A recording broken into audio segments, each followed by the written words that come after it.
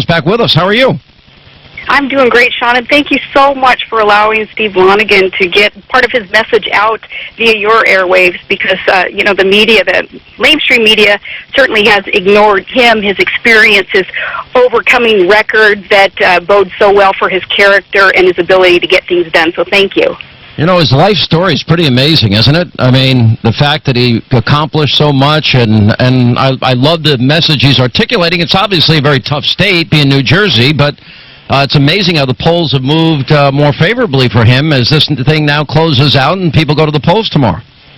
Yeah, absolutely. He's got the momentum. This is great. And, his life story, he having lost his sight as a youngster and then a couple years later losing his dad, and then the system, the big brother government system, trying to adopt him essentially, trying to embrace him and get him to think that he was helpless, that he could not make it and become an American success story by the sweat of his brow. Instead, he had to look to big brother government, and he decided no, he would be an overcomer. So his experience, what he has lived, will bode well for his continuing public service. He's already got a great record as a small-town mayor where he reduced debt and reined in taxes and cut wasteful spending. And, that's what we need in our U.S. Senate. So he over Cory Booker any day of the week would be my choice.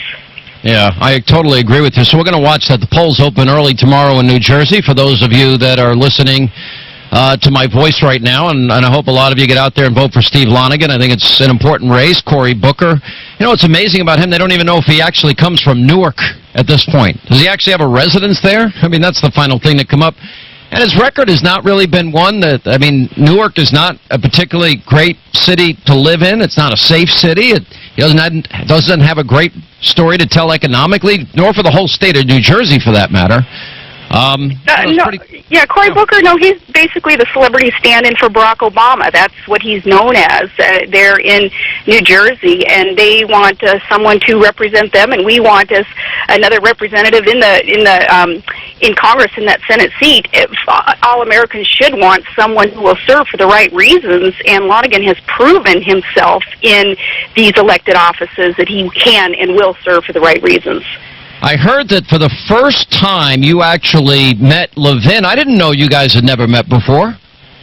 Well, the dude never comes out of his bunker. Finally, he came out of his bunker, and, man, I said, okay, I can die and go to heaven now. I got to shake Mark Levin's hand. Mark Levin and you, Hannity, and Limbaugh Brothers, and Neil Cavuto, Jake Tapper, some of you guys who are newsmen, who are getting the information out to the people. It is so extremely important at this time because the rest of the media, for the part, many of them, Sean, they're trying to allow Barack Obama and his minions there in D.C. to distract us from what's really going on in our country as we are diminished as a superpower, as we are diminished with our once American exceptionalism. So thank you guys for getting the word out.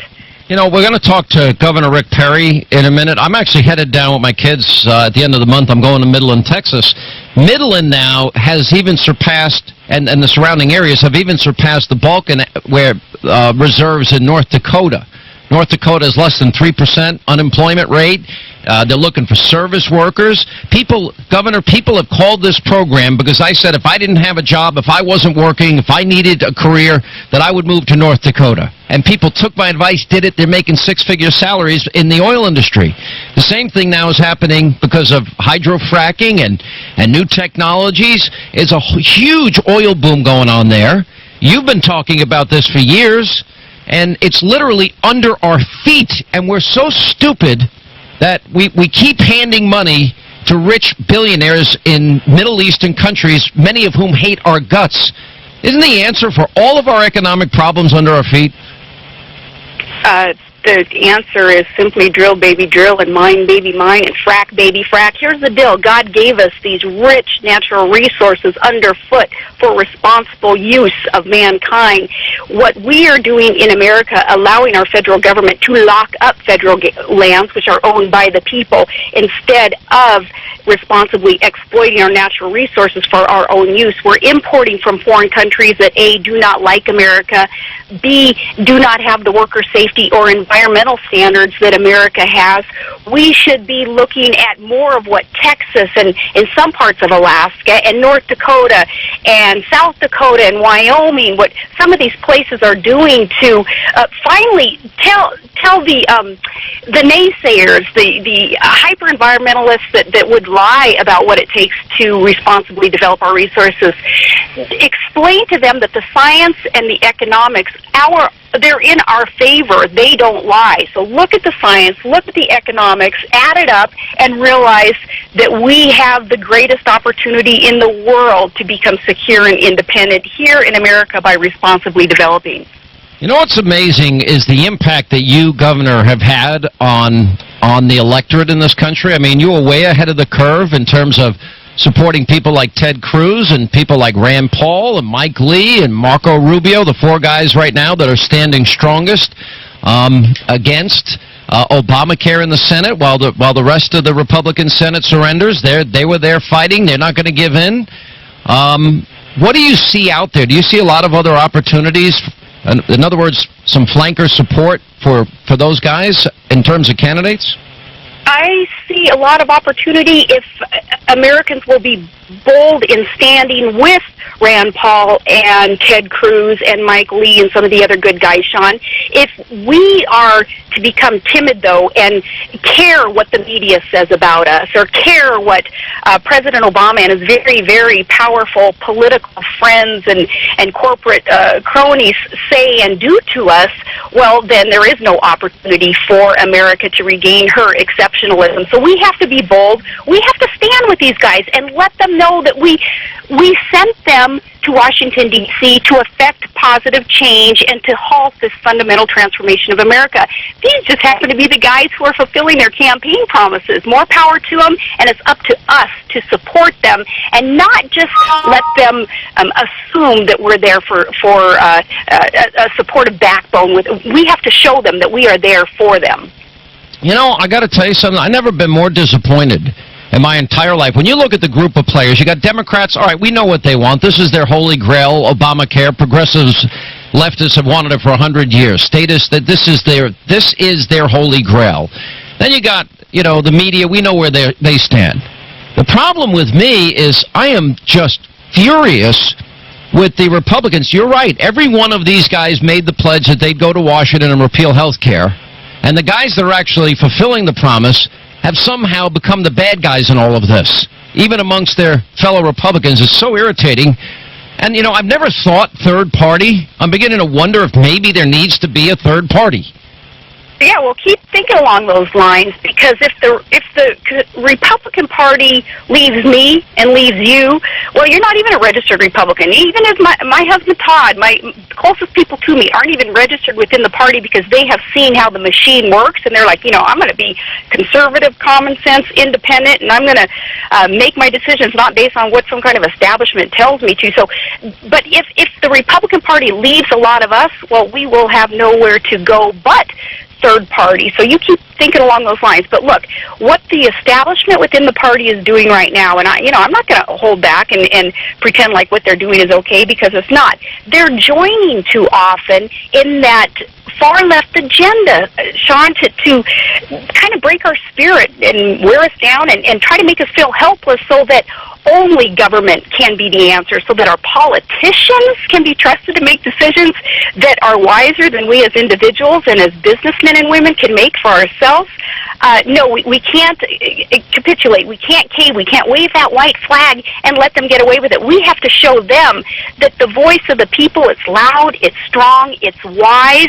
We're a free country. Whatever it takes, we're going to continue to be a free country, and maybe what it takes is getting out of that political machine that at this point is called the GOP. I keep hearing in this debate that these are just tactical differences, that every Republican really believes they want to do everything they can do to get rid of health care, but there's just tactical differences. And then I ask, well, all right, well, what's the tactical difference? And they say, well, come out and vote for us in 2014. I'm like, okay, well, let's say you win the House and Senate in 2014. Obama's still president for 2 more years after that. That means 4 solid years that Obamacare is law of the land, and they think that in 2016, if they get the Senate in 2014, if they keep the House and Senate in 2016, if they get a Republican president, then they'll do something about it, by God. I'm like, why are they always pushing a fight down the road for another day? If they don't fight on this, Governor, I'm like, there's no difference to me between the two parties at this point. This is one of those bold-colored difference moments that I think Reagan talked about.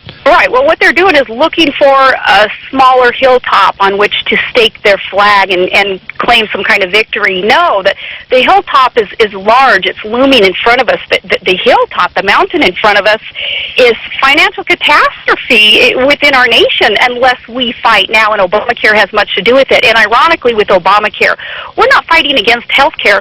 We're fighting for more health care, better health care, more affordable health care, where we have our choices and our economic freedom to decide what's best for us, not some faceless bureaucrats, politicians in Washington, D.C., telling us what is best for us. That kind of tyranny, that kind of statist-type thinking has never worked. Look at history. History proves catastrophe befalls a regime like that, and that's what's going on. But, you know, the next big battle, in addition to trying to get our politicians to remember, they promised, the GOP did, to repeal Obamacare, is the debt ceiling. If our president believes that he can violate the 14th Amendment and not service our debt first, I think it's impeachable. Section 4, Article of the 14th Amendment, it compels our nation's CEO to pay debts first. And he also, by the way, can't misuse the 14th Amendment to seize the power from Congress that Article 1 gives Congress by just thinking he can willy-nilly raise the debt ceiling without their approval.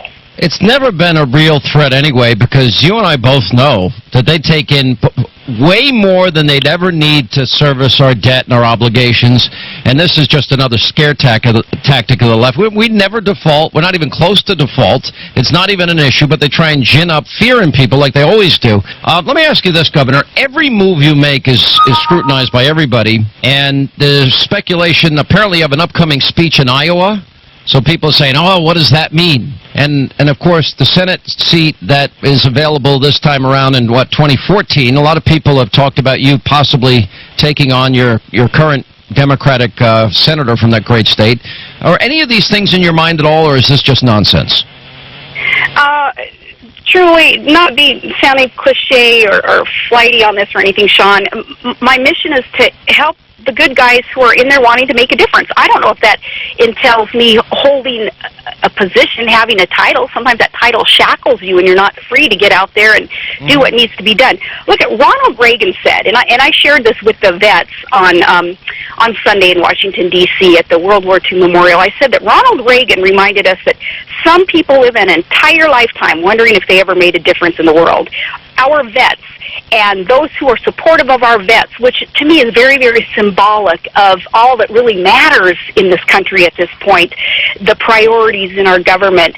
Our vets and their supporters, they need not ask of themselves whether they made a difference. They've made all the difference. What I want to do is make a difference, and I don't know if that would require me to have a title. I won't press you any further on it. But, Governor, I'm glad you're supporting Lanigan. Everybody in New Jersey, I hope they go to the polls tomorrow. It's been a while. Good to hear from you, as always. All my best to your family, and thank you so much for being with us. Thank you. My best to you and your family also, Sean. Have a good day.